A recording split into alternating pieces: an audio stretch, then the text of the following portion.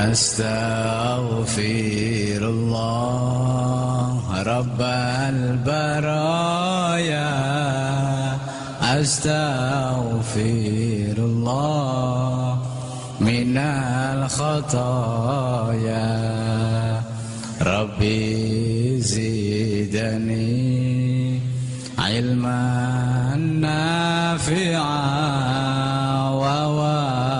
ووفقني عملا صالحا يا رسول الله سلام عليك يا رفيع الشان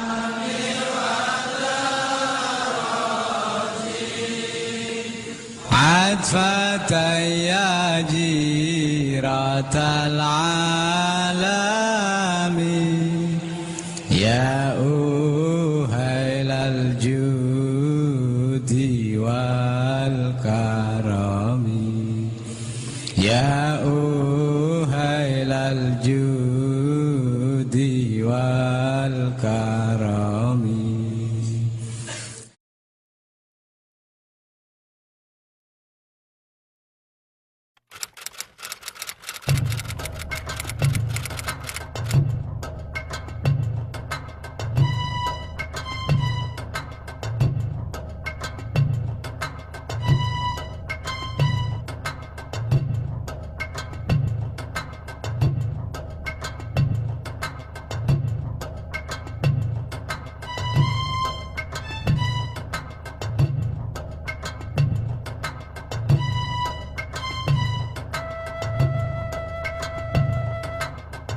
Komite Hijaz itu dibentuk ketika Saudi Arabia, Raja Saud itu mengundang semua orang Islam di seluruh dunia akan mengadakan muktamar di Mekah. Komite Hijaz artinya komite untuk menangani masalah praktek keagamaan di negeri Hijaz. Hijaz itu nama lain dari Mekah Madinah. Jazirah Arabia sebelah barat yang meliputi Mekah, Madinah, Jeddah dikuasai oleh pasukan tentara Wahabi yang langsung dipimpin oleh Raja Abdul Aziz bin Abdurrahman bin Muhammad bin Saud.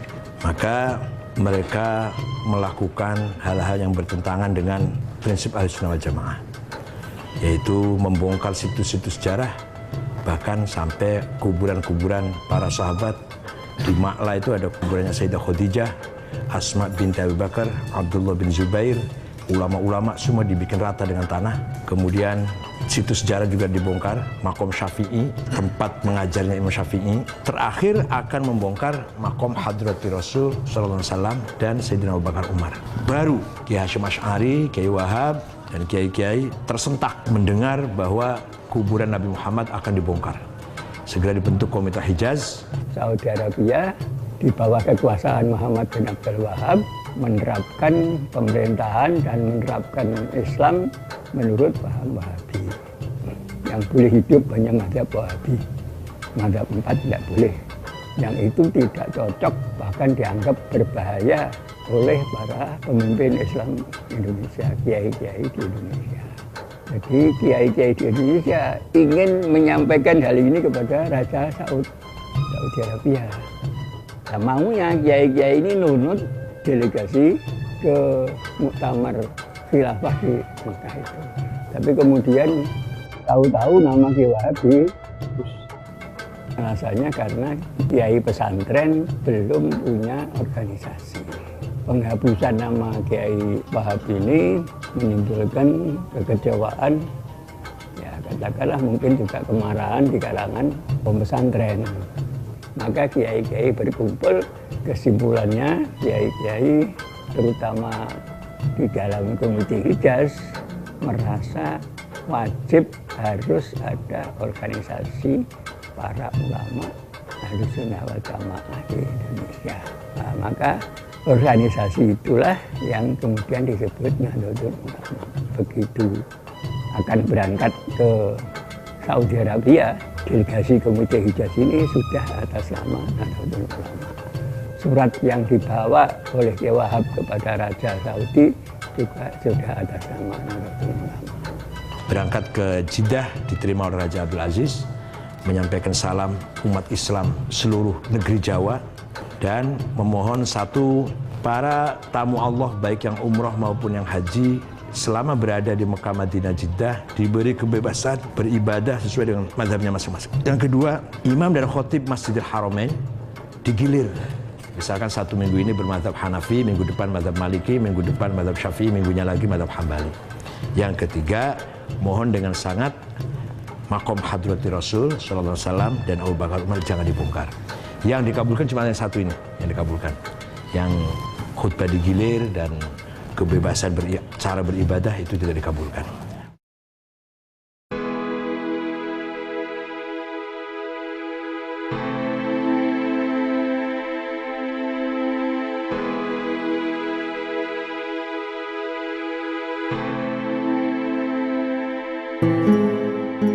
Kalau NU sebagai organisasi memang mulainya tahun 26 ya. Tapi NU sebagai komunitas saya pikir mulai jauh sebelum itu. Jadi penganjur Islam Ahli Sunnah wal Jamaah yang mendirikan pesantren-pesantren adalah mereka yang pertama kali mencerdaskan rakyat yang tinggal di Nusantara. Bahkan sesungguhnya kalau secara ilmu organisasi sudah lama umat pesantren ini siap membuat Nahdlatul Ulama. Nahdlatul Wathon itu salah satu organisasi yang dibentuk oleh Kiai Wahab dan teman-temannya sebelum NU lahir. Sebenarnya Kiai Wahab sebagai inspirator ingin mendirikan organisasi santri lah. Tahun 14 matur atau menyampaikan inspirasinya kepada Kiai Hashim belum diizinkan. Maka sebagai cikal bakalnya beliau taswir afkar, mencari format berpikir yang pas untuk umat Islam Indonesia. Dan yang kedua, Nahdlatul Tujar, kebangkitan para pedagang santri. Kiai-kiai terutama Kiai Wahab itu mempersiapkan umat ini dalam hal ini menumbuhkan budaya organisasi. Karena itu tadi trauma, dihina, dilecehkan orang karena tidak punya organisasi. Lalu para pendiri NU itu berpikir, ini kalau ditanzim, ditata dalam suatu organisasi, alangkah lebih sangkil dan mangkusnya khidmah ini. Nah, Sayyidina Ali ngendika, yang batil saja bisa mengalahkan yang hak kalau yang batil ditata dengan rapi dan yang batal tidak. Maka lalu jamaah yang sama di mana-mana ini diwadahi jam'iyah yang namanya Nahdlatul Ulama. Tahun 26 itu Kiai Hasyim Asy'ari bersedia menjadi Rais NU dan oleh Kiai Wahab diberi jabatan Rais Akbar. NU lahir tahun 26 itu adalah menstrukturkan yang kultural. Karena itu ada semacam gap antara wadah dan isinya. Wadahnya modern, isinya tradisional.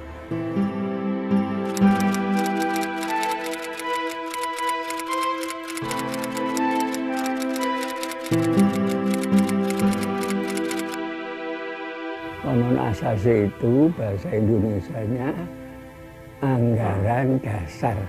Konon itu anggaran, undang-undang, asasi itu dasar. Kemudian biasanya anggaran dasar itu didahului oleh muqaddimah atau pendahuluan. Muqaddimah konon asasi itu pertama kali diucapkan oleh Khadratus Syekh Hasyim Asy'ari ketika akan membuat anggaran dasar. Dan pidato itulah yang kemudian menjadi muqaddimah Qonun Asasi. Jadi Qonun Asasi sebenarnya adalah patokan strategis untuk NU di mana melandingkan agama ke Indonesia. Kenapa NU harus punya anggaran dasar, punya Qonun Asasi? Karena kalau tidak punya Qonun Asasi, NU tidak akan punya hak badan hukum reh marsun. Ketika datang pengesahan dari pemerintah Belanda, konon asasi itu juga dipidatokan lagi mukadimah itu oleh Mas Ari. Yang saya tangkap dari mukadimah konon asasi itu pertama iman dan takwa, kedua persatuan di kalangan kaum muslimin, juga itu masalah kehidupan bermadhab. Oleh karena itu apapun yang terjadi, apa yang tercantum dalam mukadimah konon asasi tidak bisa berubah. Muktamar kapan saja tidak bisa merubah mukadimah konon asasi.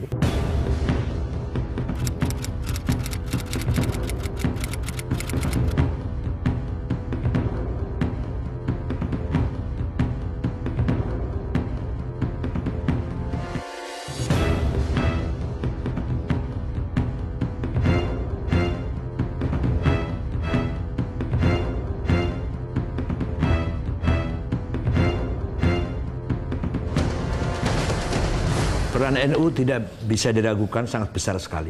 Para ulama, para kiai bersama masyarakat yang taat kepada kiai sangat-sangat anti dengan penjajah. Beberapa kiai banyak sekali yang menjadi pahlawan yang tidak dikenal, yang berkorban dengan jiwanya melawan penjajah Belanda itu. NU yang dipimpin oleh Hadratus Syekh dan kiai-kiai sepuh pada waktu itu menanamkan kepada orang NU seperti halnya kiai-kiai pesantren menanamkan kepada santri-santrinya bahwa kita itu orang Indonesia yang beragama Islam, bukan sekedar orang Islam yang kebetulan di Indonesia. Sehingga kalau ada sesuatu yang mengancam Indonesia, otomatis sebagai orang Indonesia tidak usah disuruh siapa-siapa, tidak usah ditanya kontribusi segala macam, itu rumah-rumahnya sendiri. Kiai-kiai yang kemudian membentuk NU ini sejak sebelum terbentuknya NU sudah punya budaya melawan penjajahan, itu sudah ada. Ini saya rasakan sendiri sebagai orang yang pada saat-saat pergerakan itu. Saya waktu itu sedang mondok di Tebuireng. Bagaimana suasana santri Tebuireng menghadapi perlawanan terhadap penjajahan. Ini salah satu bukti bagaimana para kiai itu memusuhi penjajahan, melawan penjajahan dengan caranya sendiri. Dan sebelum ada Budi Utomo, sebelum ada macam-macam.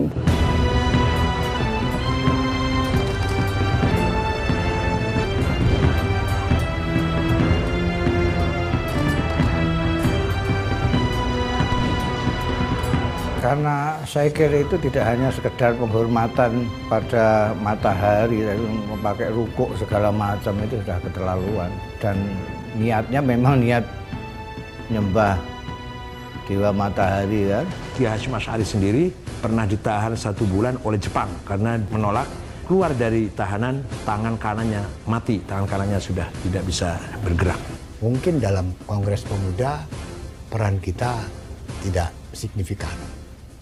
Tapi menjelang mendirikan negara, beberapa tokoh NU ikut di dalam BPUPKI dan PPKI.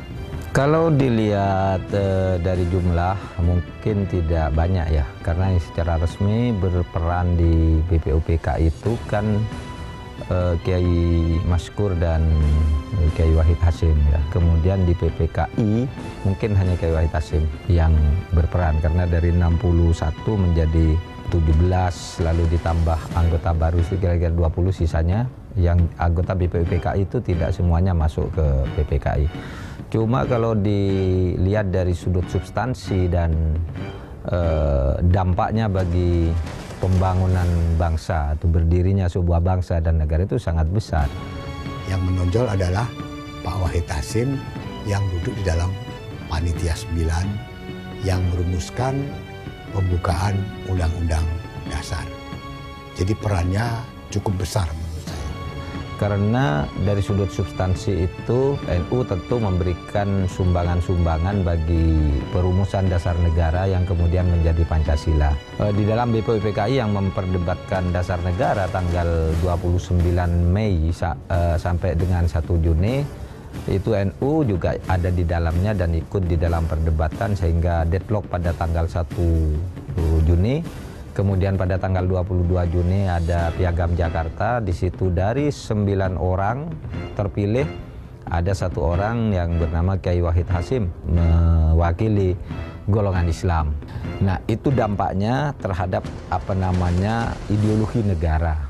Sumbangan NU itu sangat signifikan. Proklamasi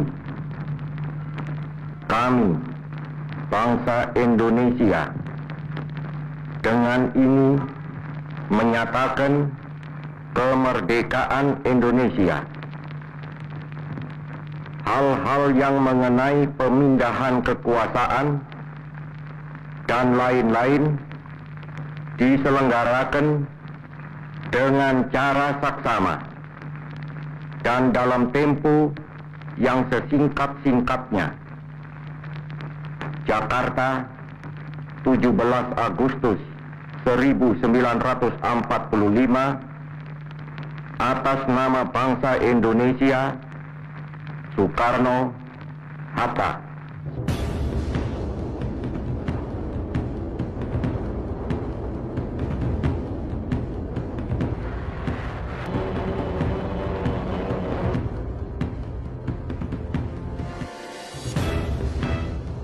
Tanggal 10 November 1945, ketika Nika datang menyerang Surabaya dipimpin oleh Jenderal Malabi, maka Bung Karno, Pak Hatta, Jenderal Sudirman mengirim utusan bertamu kepada Kiai Hasyim Asy'ari di Tebuireng, Jombang. Bung Karno menanyakan hukumnya membela tanah air, bukan bela Islam, membela tanah air. Kiai Hasyim Asy'ari mengumpulkan para ulama, jaringan-jaringan ulama di kontak semua, kumpul di Tebuireng tanggal 20 sampai 22 Oktober tahun 45. 2 hari 2 malam diskusi yang melahirkan resolusi jihad Hasyim Asy'ari. Singkatnya, mempertahankan hak tanah air melawan penjajah, hukumnya fardhu ain, wajib, seperti wajibnya sholat, seperti hukum wajibnya sholat. Penduduk Surabaya dan sekitarnya radius 80 km harus melawan dengan senjata, yang di luar radius kilometer harus mendukung dengan apa saja. Bung Tomo sowan Hadratus Syekh Hasyim Asy'ari. Karena itu Hadratus Syekh mengeluarkan fatwa jihad ketika ada sekutu mau masuk ke Indonesia. Kenapa? Karena itu mau menyerang rumahnya. Di lapangan, Kiai Wahab yang sebagai komandan umum mengambil tempat di sebuah rumah di desa Siwalkerto. Di lapangan, Kiai Abbas dari Cirebon dan Kiai Maskur dari Malang. Itu yang sebagai komandan lapangan. Yang mimpin di 10 November itu antara lain ada Kiai Abbas dari Buntet. Jadi yang perlaya pada saat kejadian itu yang banyak ya santri-santri. Santri-santri.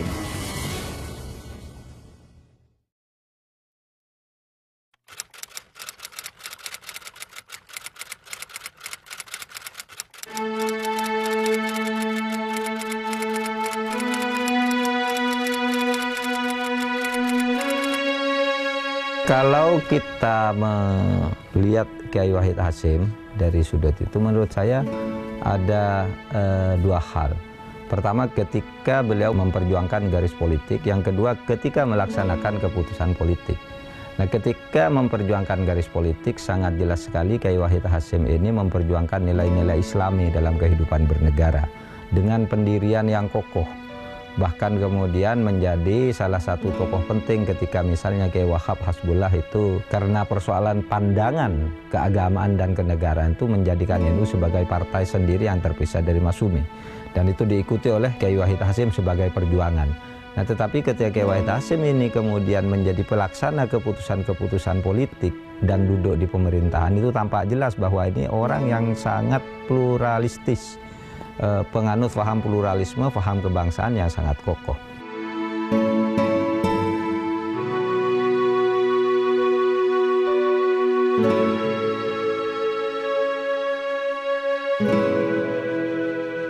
Fatayat dan Muslimat NU ini mempertahankan prinsip-prinsip Islami, cara berpakaian, cara menjaga keutuhan keluarga dengan akhlak yang mulia. Berdiri di Purwokerto, tanggal 29 Maret 1946. Pertama kali ketuanya yaitu namanya Ibu Mahmudah Mawardi. Fatayat didirikan pada tanggal 24 April tahun 50 di 3 kota pertama kali, Surabaya, Sidoarjo, Gresik. Pendirinya juga 3 orang, Ibu Murtasiyah dari Surabaya, Ibu Huzaimah Mansur dari Gresik, dan Ibu Aminah Mansur dari Sidoarjo. Kedua organisasi ini terbentuk untuk mewadahi kebutuhan perempuan-perempuan Nahdlatul Ulama akan sebuah wadah untuk berkegiatan maupun mengekspresikan keinginan mereka untuk aktif berpartisipasi dalam masyarakat. Kalau kita melihat dalam sejarahnya, baik Fatayat maupun Muslimat sebelum terbentuknya, sebelum terwadahi ya, itu tokoh-tokohnya sudah aktif dalam gerakan perjuangan kemerdekaan Indonesia. Baik secara langsung ikut angkat senjata maupun berperan di dapur umum, aktif untuk memastikan bahwa pejuang-pejuang kemerdekaan kita itu teropeni, terawat ya. Bahkan juga yang menjadi kurir-kurir untuk mengantar pesan-pesan rahasia antara para pejuang kemerdekaan. Jadi perannya luar biasa sekali.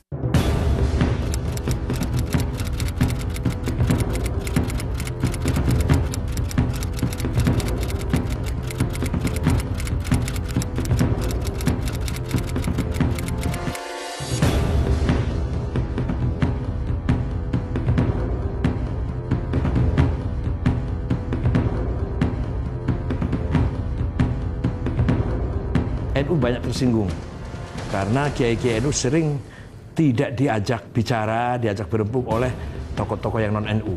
Akhirnya NU keluar dari Masyumi dan menjadi partai sendiri. Tidak tahunya Tuhan yang ngatur, tidak lama terjadi PRRI, pemberontakan PRRI yang banyak sekali tokoh-tokoh Masyumi non-NU terlibat. Seandainya NU tidak keluar dari Masyumi, ikut dibubarkan.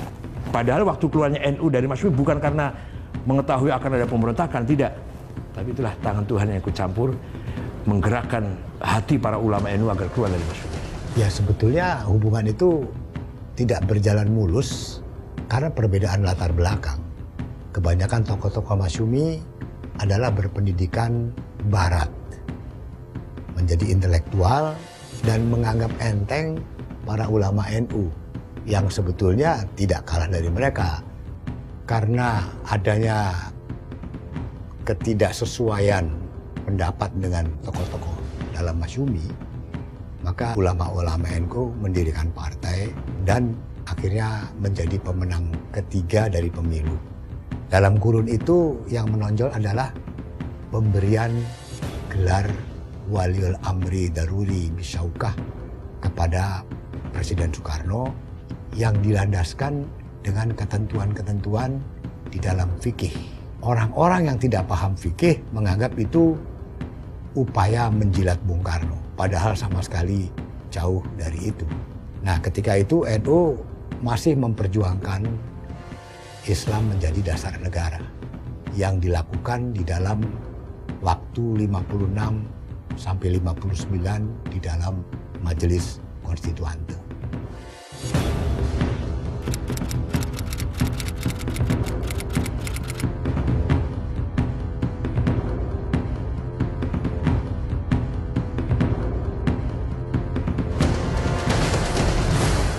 Sebetulnya masalah NU dengan PKI itu sudah jauh lebih awal ya.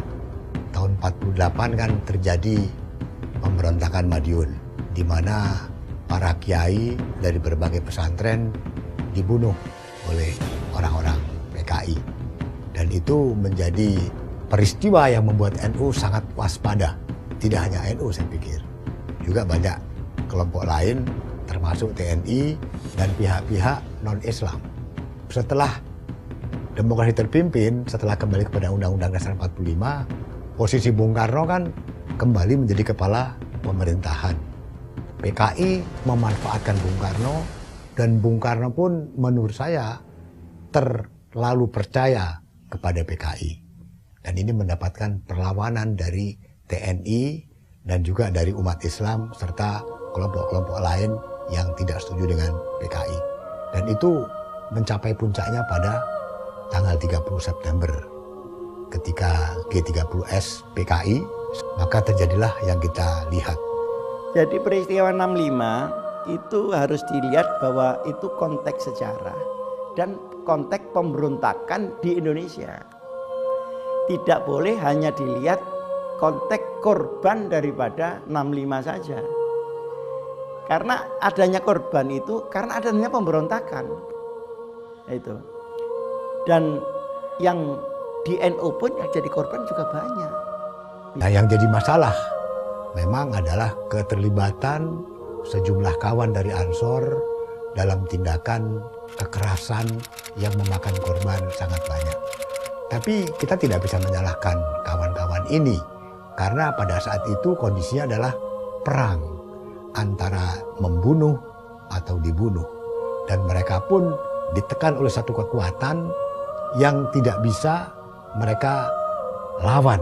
Mereka harus melakukan tindakan kekerasan yang sebetulnya tidak perlu terjadi. Itu bagian dari perjalanan sejarah. Biarlah itu berlalu, bangsa ini biar bersatu. Tapi itu urusan sejarah, itu peninggalan sejarah kita nggak usah bicara itu lagi. Mari kita rekonsiliasi antara sama anak bangsa ini. Nah, kita belajar dari peristiwa itu untuk tidak kita ulangi ke masa depan.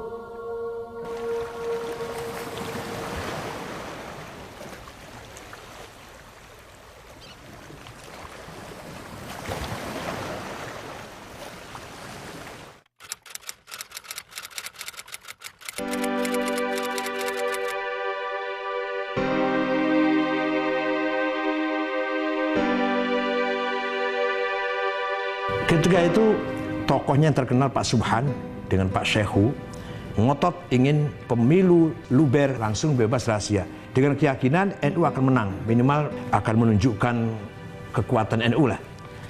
Ketika itu suasananya Pak Harto dan beberapa tokoh nasional, tokoh TNI terutama Angkatan Darat tidak berkenan kalau NU itu menjadi partai pemenang. Maka dari Sekber Golkar, sekretariat bersama golongan karya yang di situ juga ada Pak Subhan di situ.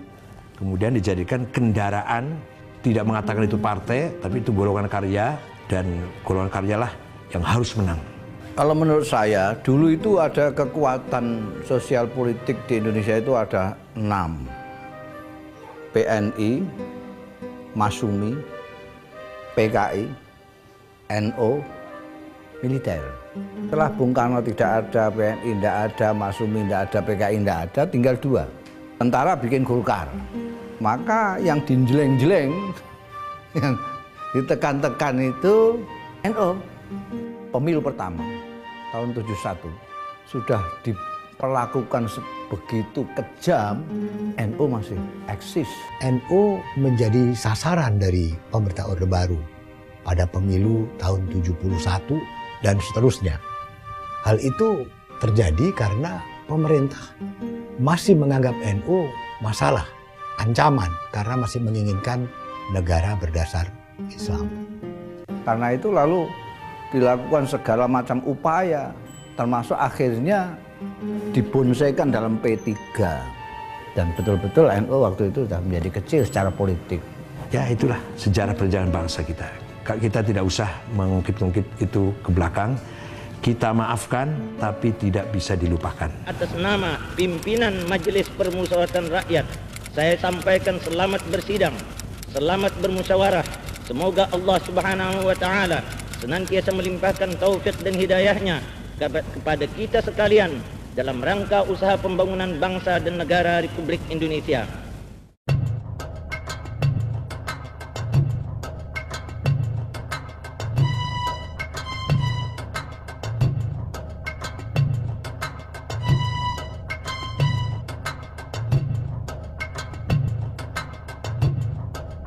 Zaman Orde Baru yang paling dilalimi oleh Orde Baru itu orang NU. Orang NU yang paling dilalimi. Agak kendor dilalimi itu sebentar saja ketika NU menerima asas Pancasila dan mengeluarkan Khitoh itu. Khitoh ini merupakan langkah besar dari NU. Maknanya adalah pertama penyatuan wawasan NU dengan kepentingan nasional. Sehingga NU bukan lagi bagian dari partai politik. Dia harus menjadi bagian dari kepentingan nasional. NU mempunyai istihad, sepakat bersama Munas Situbondo dalam Munas itu, bahwa NU keluar dari partai politik, kembali ke Khitoh NU, yaitu pertama kali NU dibangun oleh Kiai Hasyim Asy'ari bukan sebagai partai politik, sebagai organisasi keagamaan dan kemasyarakatan. Penerimaan NU terhadap Pancasila pada tahun 83 di Munas Alim Ulama yang diperkuat dengan Muktamar tahun 84, tidak ada lagi masalah itu. Dan itu penerimaan itu adalah menurut saya awal baru dari hubungan antara Islam dan Indonesia. Gus Dur sama Kiai Ahmad Siddiq itu mempunyai diplomasi yang bagus sekali, sehingga bisa meyakinkan Pak Harto bahwa Khitoh ini akan lebih baik. Dan ternyata dimanfaatkan betul sama Pak Harto. Khitoh ini untuk menghalang-halangi orang untuk berpolitik praktis saja itu. Khitoh Nahdlatul Ulama itu berarti menata kembali Nahdlatul Ulama menurut cita-cita semula. Itu pokoknya ke sana. Ya, noto masalah dakwah, masalah ibadah, masalah paham keagamaan, dan lain-lain. Juga noto bagaimana sikap kenegaraan kita, dan lain-lain, termasuk juga bagaimana sikap kita terhadap politik. Khitoh Nahdlatul Ulama ini pada prinsipnya adalah menunjukkan ini loh, garapan-garapannya pendahulu-pendahulu kita dulu yang harus dilaksanakan secara baik, secara organisatoris, secara bagus. Karena Khitoh itu lahir pada zaman Indonesia sedang ribut berpolitik, ya. Banyak penafsir Khitoh yang berdasar atas kepentingan. Karena pada waktu itu momen politik, sehingga Khitoh sampai sekarang ini ada Rois Suriah yang mempunyai pikiran bahwa Khitoh itu karena politik. Dulu ada Majelis 24 yang terdiri dari kiai-kiai, dari tokoh-tokoh muda dan lain sebagainya yang mengadakan diskusi yang intens mengenai gimana NU ini kok jadi khidmahnya kepada umat kok tidak seperti dulu-dulu. Akhirnya Majelis 24 ini membentuk tim 7. Tim 7 yang diketuai oleh Gus Dur. Di dalam Khitoh itu disebutkan bahwa khidmah Nahdlatul Ulama bisa berhasil dengan baik tergantung kepada pimpinan, pengurus dan warganet NU di dalam menjalankan Khitoh Nahdlatul Ulama ini. Kita ingatkan 94 Orde Baru melalui Kasat waktu itu ingin mencegah supaya Gus Dur tidak terpilih di dalam muktamar di Cipasung. Pak Harto itu tidak ingin NU dipimpin oleh orang NU, itu kan sudah keterlaluan. Di Cipasung itu tidak boleh orang NU milih tokohnya sendiri.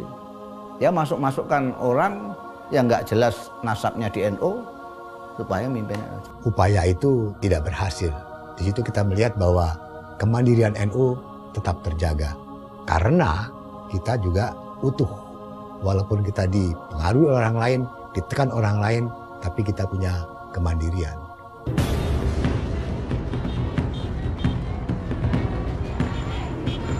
Selama Orde Baru, P3 tidak pernah dipimpin oleh orang NU. Padahal mayoritas P3 itu orang NU yang pada waktu pemilu 55 menjadi 3 besar setelah PNI dan Masyumi. Sedangkan MI yang ikut nunut itu selalu mimpin P3.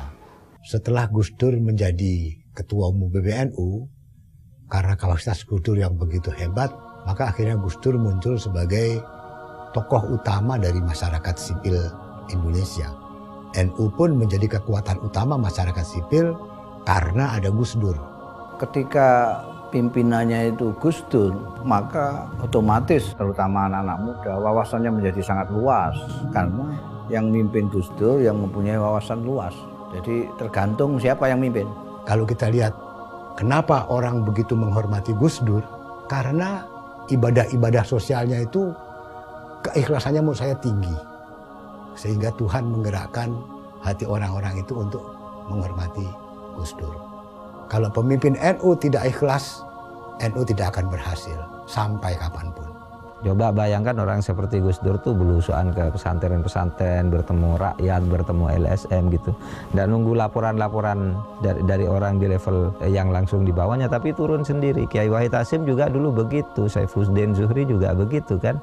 Itu ditunjukkan sikap seperti itu oleh Gus Dur tanpa tendensi yang bisa dinilai itu hanya untuk pencitraan.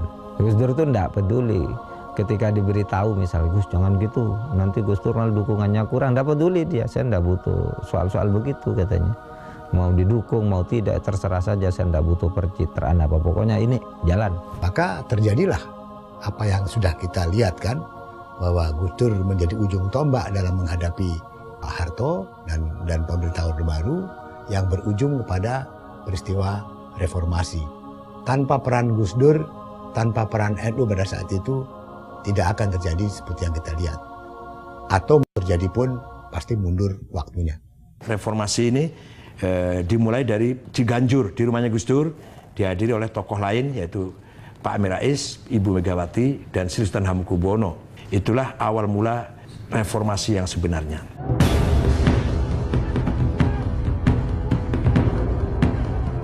Bismillah, walhamdulillah, wassalatu wassalamu ala rasulillah Sayyidina Muhammad ibn Abdullah sallallahu alaihi wasallam. Ini karena ini anti kekerasan.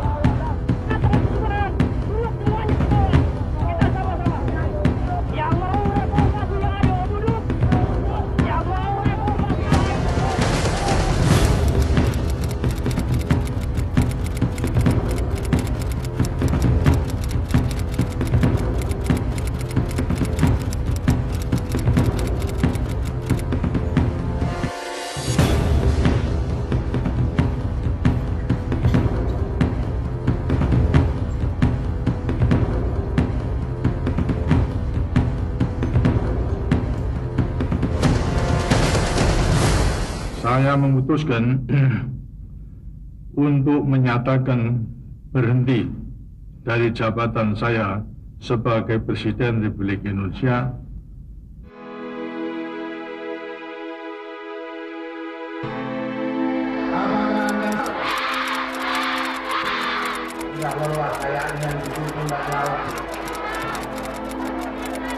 Ayo kita ulang.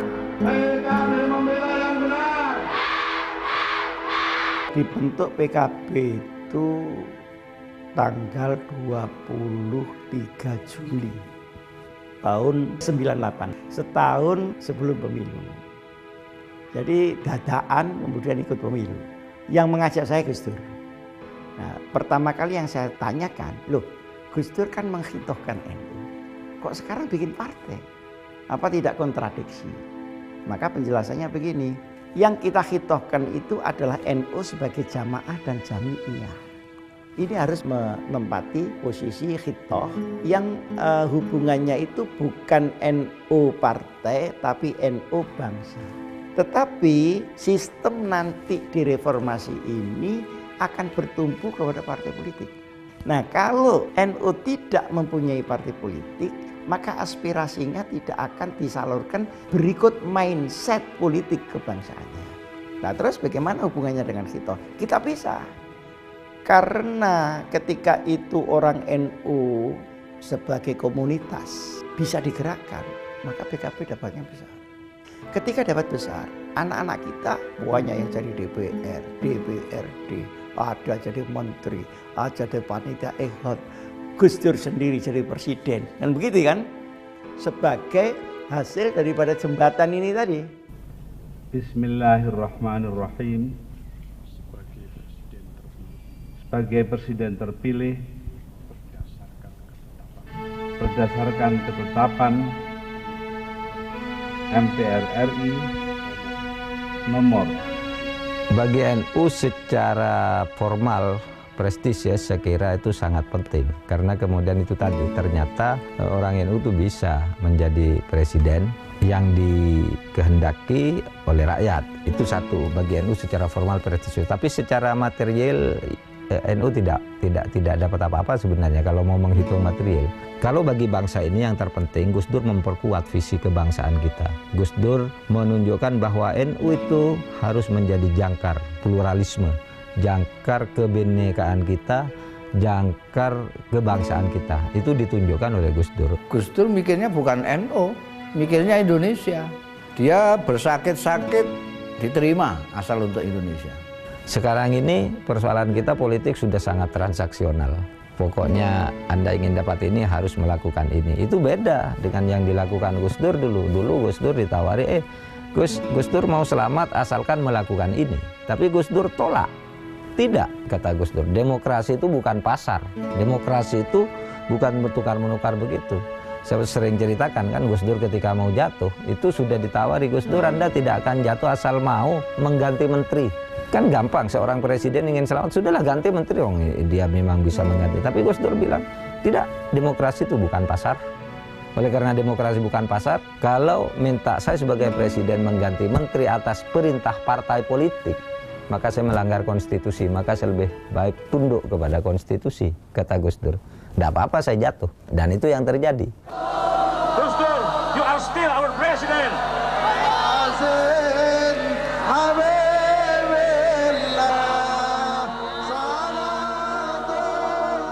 Pada waktu itu ya NU tentu mengalami pukulan secara moral ya, karena presiden Indonesia yang dibangga-banggakan oleh NU lalu jatuh dengan cara tragis seperti itu.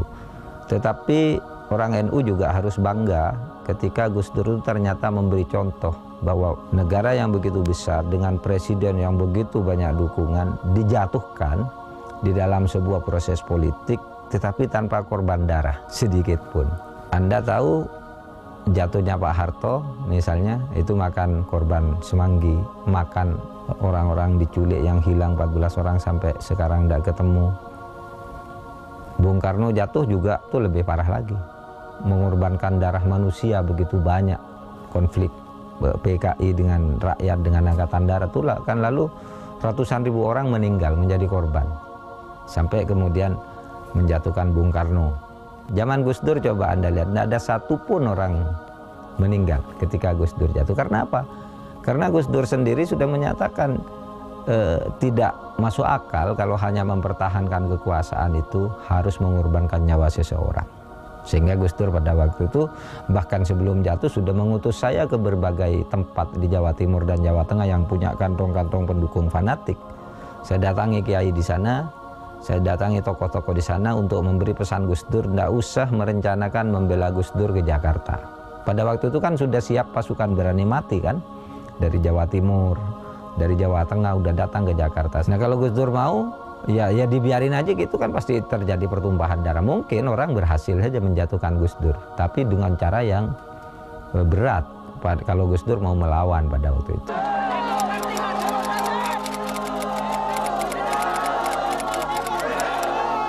Saya akan tetap memimpin perjuangan moral menegakkan kebenaran.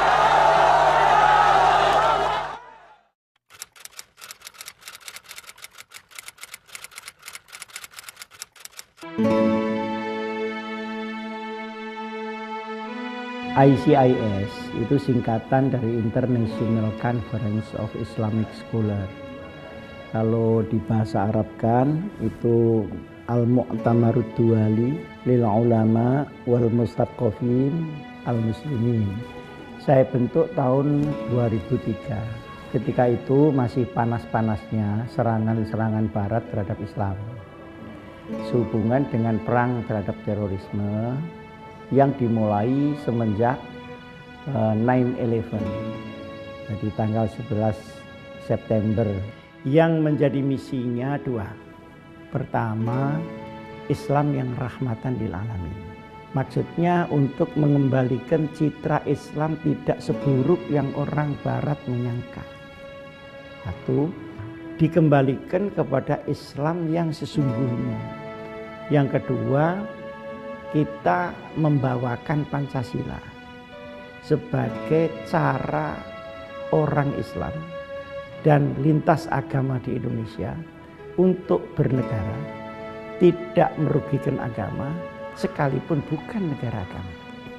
ICIS sama sekali tidak mengadopsi pikiran dunia manapun kecuali moderasi model Nahdlatul Ulama, dan ternyata oleh dunia itu diterima. Mengapa konflik itu terjadi? Nah, ternyata konflik itu terjadi berbagai macam sebab. Tidak hanya sebab agama, Tapi yang penting adalah sebabnya karena menyalahgunakan agama, dia tidak mengerti agama, atau faktor-faktor non-agama yang diagamakan.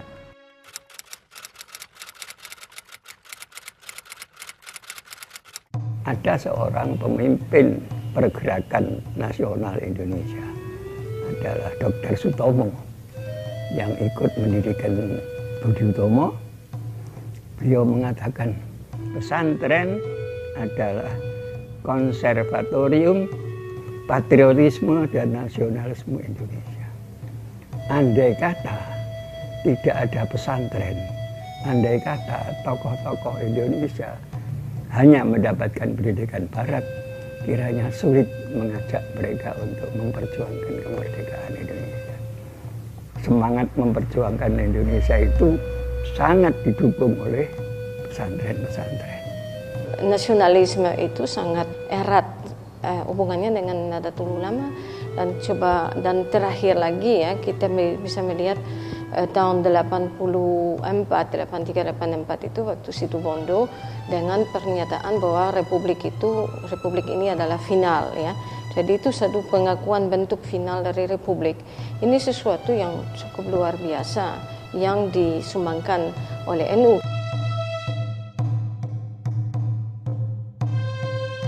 Orang NU itu orang Indonesia yang beragama Islam.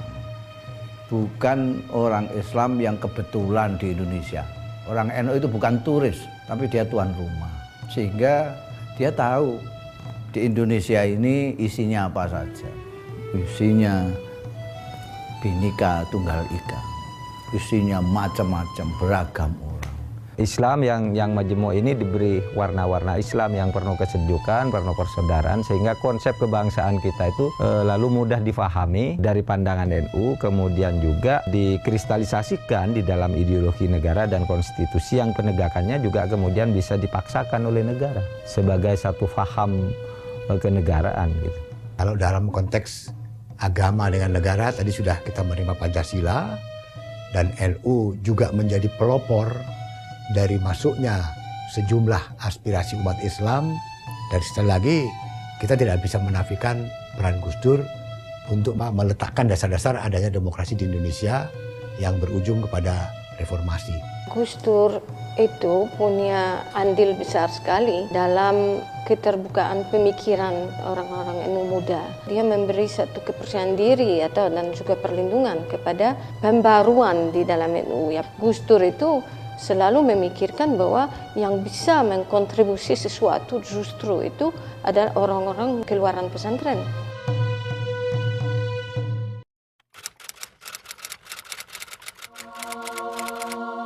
Proses regenerasi yang saya ketahui sih mengalir saja ya, sesuai dengan kebutuhan zamannya. Jadi kita melihat banyak sekali tokoh-tokoh NU yang kemudian memainkan peran baik dalam komunitas NU sendiri maupun dalam kancah nasional dan kemudian juga bahkan kancah internasional. Saya rasa tokoh-tokoh yang selama ini kita saksikan berperan besar dalam berbagai bidang memang juga adalah cerminan dari strategisnya posisi NU di tengah-tengah masyarakat saat ini. Rata-rata warga NU itu kan sudah dibekali dengan pengetahuan yang sangat komprehensif mengenai masalah kebangsaan terutama. Jadi pemahamannya biasanya sangat komprehensif. Ketika kemudian bangsa ini membutuhkan sumbangsi dari mereka, siap mereka untuk mengisi ruang-ruang di kancah publik.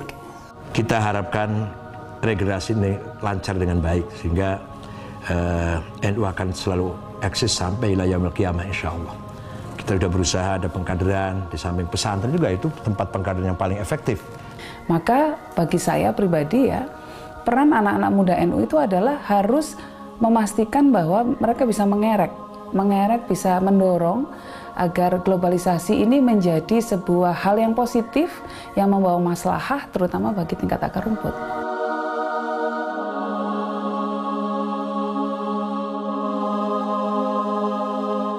Ya sebenarnya nilai yang dibawa oleh NU banyak ya.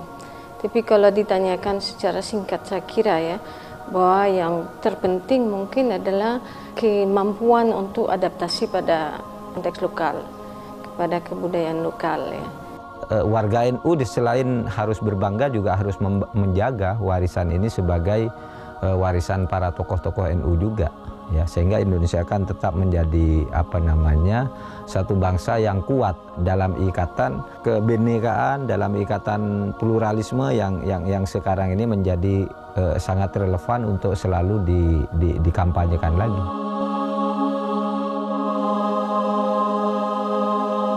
Kita ingin menjadikan Indonesia mutamaddin, Indonesia beradab, Indonesia berkeadilan, yang sejahtera, umat Islamnya cerdas, berkecukupan, bermartabat, disiplin, toleran, menjunjung tinggi perbedaan. Itulah namanya mutamaddin atau Madinah. Jadi ke depannya menurut saya peran kesejarahan NU adalah menjadi kekuatan utama masyarakat sipil untuk memperjuangkan demokrasi ekonomi. Kalau dalam era Gus Dur dulu NU melawan pemerintah karena pemerintahnya memang harus dilawan, maka ke depannya NU harus menjadi mitra pemerintah dalam mewujudkan demokrasi ekonomi. Astaghfirullah Rabbal baraya, Astaghfirullah minal khataya, Rabbi zidni ilman nafi'a wa wafiqani amalan sholihan. Kita telah kehilangan salah seorang putra terbaik bangsa, seorang guru dan bapak bangsa, dan seorang negarawan terhormat.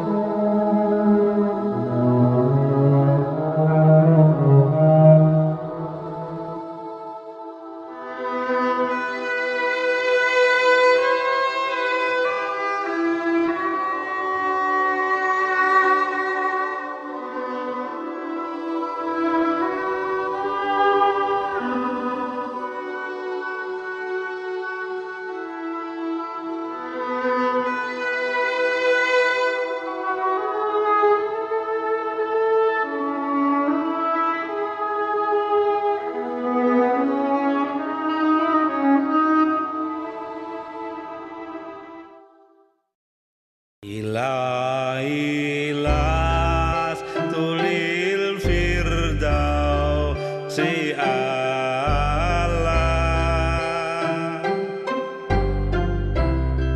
pala aqwa ala naril jahimi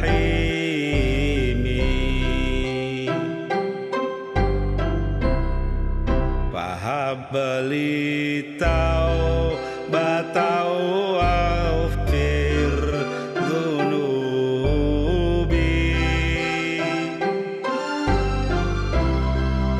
wa innaka ghafiru